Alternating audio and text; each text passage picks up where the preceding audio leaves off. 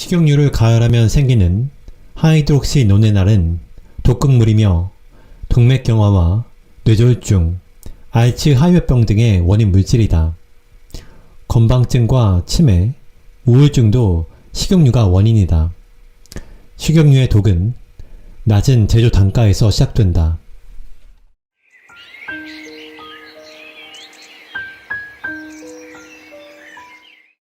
안녕하세요, 책바라기입니다. 오늘 소개할 책은 식용유가 뇌를 죽인다입니다. 그럼 바로 본문으로 들어가도록 하겠습니다.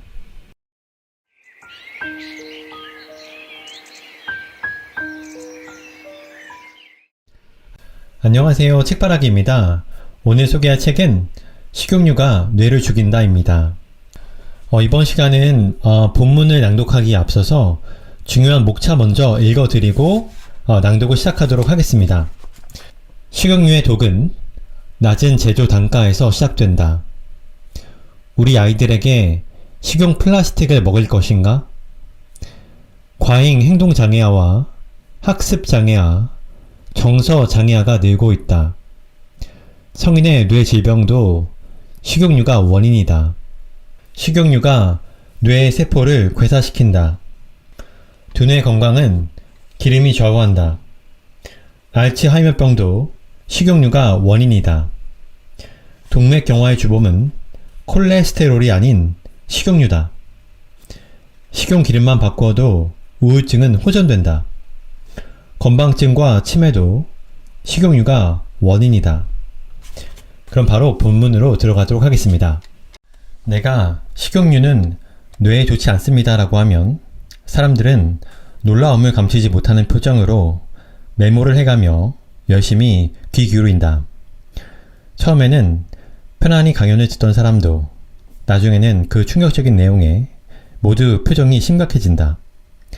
의외로 많은 사람들이 식용유가 우리의 두뇌 기능을 저하시키고 뇌 세포를 죽일 수 있다는 사실을 전혀 알지 못하고 오히려 식용유가 안전하고 건강에도 도움이 된다고 생각하고 있다. 그래서 나는 더 많은 사람들에게 식용유가 독이 된다는 것을 알려야겠다는 생각을 하게 되었다.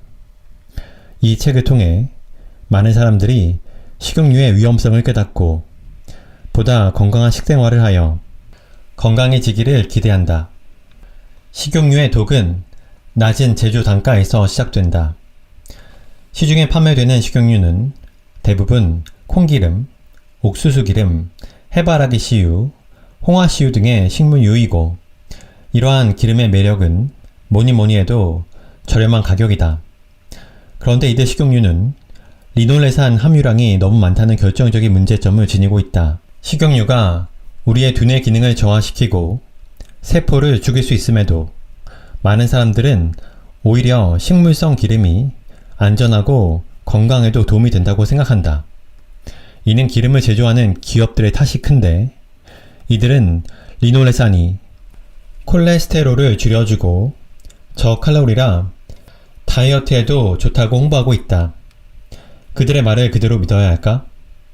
식용유의 정체를 살펴보고 식용유가 어떻게 우리의 건강을 치명적일 수 있는지 알아보도록 하자. 콩이나 옥수수 등의 식물은 가루로 만들어도 유분을 쉽게 뽑아낼 수 없다. 유분을 추출하려면 헥산이라는 등유 성분을 사용한다. 유기용매인 헥산을 사용해서 가루에 들어있는 기름 성분을 녹여내는 것이다. 이 용제는 인체에 유해하며 독특한 냄새를 갖는다. 그래서 공정관계에서 섭씨 250도 정도로 가열해 용제를 휘발시킨다. 이 과정에서 식물유에 포함된 리놀레산의 일부가 하이드록시 노네랄이 되어버리는 것이다. 이 가열 처리는 식물유에 미리 산화 스트레스를 가해 잘 상하지 않게 해서 유통기한을 늘리려는 목적도 있다. 이렇게 만든 값싼 기름이 우리가 시중에서 흔히 접하는 식용유이다.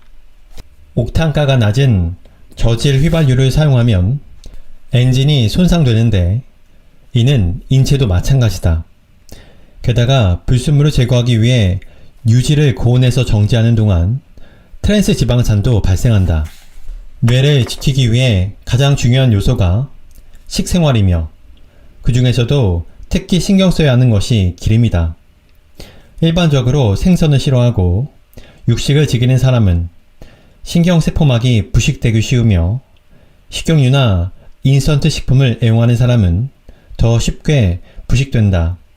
이것은 가열 처리한 식용유에서 생기기 쉬운 하이드록시노네날이 계속 신경세포막에 산화 스트레스를 주기 때문이다. 식용유를 가열하면 생기는 하이드록시노네날은 동물이며 동맥경화와 뇌졸중, 알츠하이머병 등의 원인 물질이다. 하이드록시노네날은 기억과 감정에 중요한 역할을 하는 해마에서 갓 탄생한 베이비 뉴런과 성숙한 신경세포를 서서히 죽인다.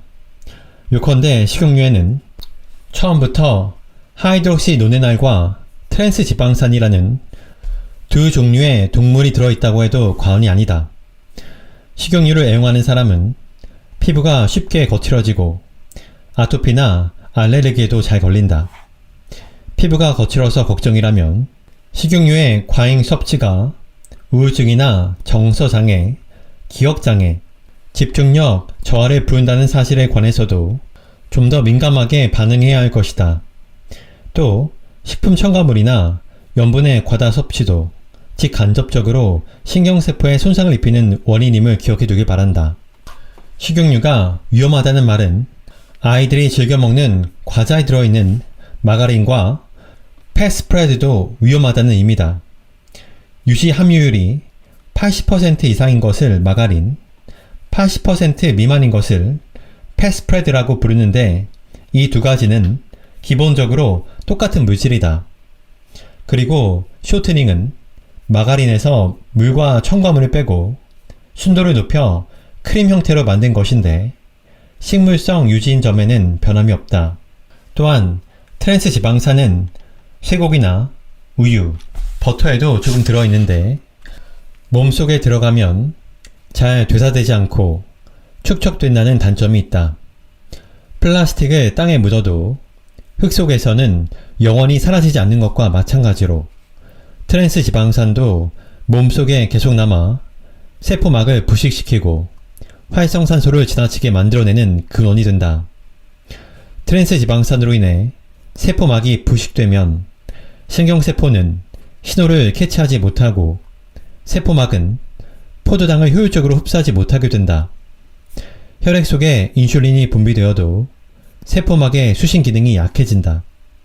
포도당을 흡수하지 못하는 병, 즉 제2형 당뇨병이 현재 전 세계에서 급증하는 이유도 여기에 있다고 할 수 있다. 최근에는 복부 비만과 함께 고지혈증과 당뇨병에 있는 메타볼릭 증후군이 노인뿐만 아니라 청년과 임산부, 심지어 초등학생에게도 증가하고 있는데 이 역시 식용유나 마가린이 다량으로 들어간 패스트푸드를 과잉 섭취한 것이 한 원인이다. 이러한 기름은 빵이나 케이크, 쿠키 등을 만들 때 사용되는 버터나 라드 대용품으로 이용된다. 기업에서 이러한 식품을 만들 때 풍미를 내기 위해 버터를 5% 정도 사용하고 나머지 95%는 쇼트닝을 사용하여 제조 단가를 낮추기 때문이다. 이렇게 해서 우리 아이들은 일상에서 인체 해로운 식품을 먹을 수밖에 없는 환경 속에서 살고 있는 것이다. 신경세포는 어느 날 한꺼번에 죽는 것이 아니다. 젊었을 때부터, 아니 그보다 훨씬 전부터 서서히 손상되다 결국에는 파괴되어 두뇌의 활동을 저하시키고 뇌 노화의 직접적인 원인이 되며 알츠하이머병이나 치매, 뇌경색, 파킨슨과 같은 질병을 일으키게 된다. 신경세포의 죽음에는 고사와 괴사 두 종류가 있다. 고사는 다른 세포에 해를 끼치지 않고 자살하는 적극적인 세포사다. 반면에 괴사는 인접한 부위에 염증을 일으키는 병적, 수동적인 세포사다. 지금까지 많은 연구자들이 고사에 대해 연구했지만 괴사에 대해서는 연구가 진전되지 못했다.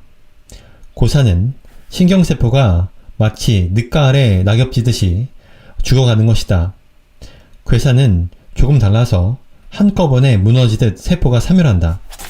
결국 인간의 뇌 질병과 두뇌 활동을 저하하는 뇌 신경세포가 활성산소 과다로 인해 괴사하는 것에서 그 원인을 찾을 수 있다. 그리고 이러한 괴사를 부채질하는 것이 바로 우리가 일상에서 자주 먹는 식용유이다. 신경세포에는 시냅스라 불리는 접합부가 존재한다. 신경세포는 이 시냅스를 통해 칼슘 이온을 유입해서 정보를 흡수하고 전달한다. 우리 뇌가 건강한 상태에서는 이러한 평화로운 과정이 유지된다. 하지만 활성산소가 많아져 산화 스트레스가 증가하면 이 상태가 무너지게 된다. 즉, 곧바로 우리 뇌 신경세포가 공격받고 파괴되기 시작하는데 여기서 식용유는 치명적이고 결정적인 역할을 담당한다. 건망증과 치매도 식용유가 원인이다. 시냅스의 막은 DHA가 많이 들어있어서 윤기가 도는 것이 특징이다. 그래야 수용체는 막 속을 적절히 이동하여 신경 전달 물질을 수월하게 붙잡을 수 있다. 그런데 값싼 기름을 섭취하다 보면 시냅스 막이 조금씩 부식되어 가고 그 결과 수용체는 마치 점토 속에 갇힌 듯이 꼼짝도 못하게 된다. 즉, 정보를 원활하게 전달하지 못하게 되는데 이것이 건망증이나 우울증의 근본적인 원인이 된다. 또한 기름만 바꾸어도 우울증이 호전된다. 항우울제 처방 없이도 식용 기름의 지도만으로도 우울증이 치료되는 일이 많다. 그리고 신기하게도 우울증상의 개선과 함께 거칠었던 피부가 개선되고 얼굴에 윤기가 돌아온 환자도 적지 않다. 따라서 나는 식용유를 몰아내는 것이 뇌 관련 질병 때문에 괴로워하는 사람을 조금이라도 줄일 수 있는 기사회생의 방책이라고 믿어 의심치 않는다.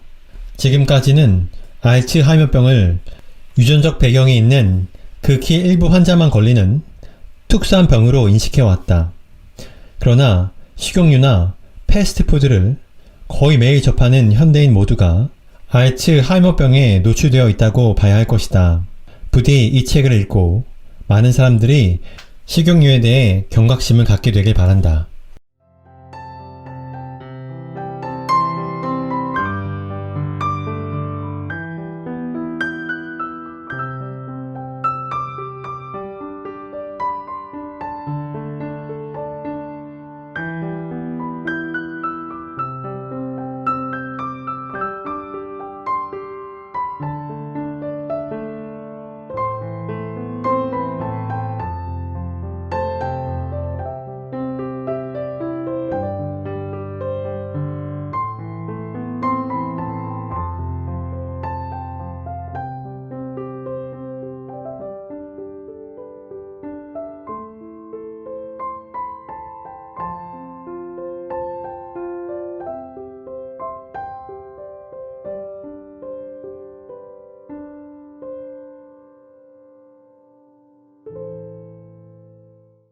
저자 야마시마 데스모리, 뇌과학 전문의, 의학 박사. 1950년에 이시카와현 가나자와시에서 태어나 1975년에 가나자와 대학 의학부를 졸업하고 1979년에 동대학 대학원 의학계 연구과를 수료했다. 이후 가나자와 대학 의학부 부속병원에 국장을 거쳐 현재 동대학 대학원 의학계 연구와 재생뇌내과 과장, 가나자와 치과대학 객원 교수를 맡고 있다.